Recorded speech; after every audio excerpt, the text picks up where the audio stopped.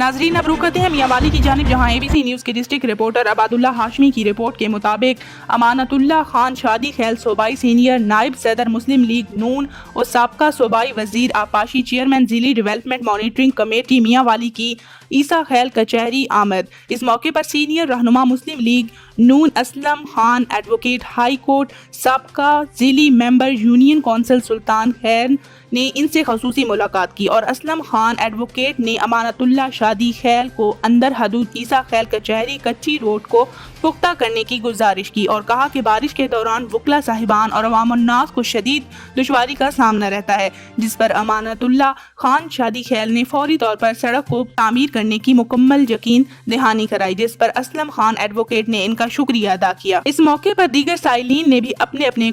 मसाइल बयान किए, जिस पर उन्होंने मौके पर कुछ साइलिन के मौके पर मसाइल हल किए और कुछ के फौरी मसाइल हल करने की यकीन दहानी कराई।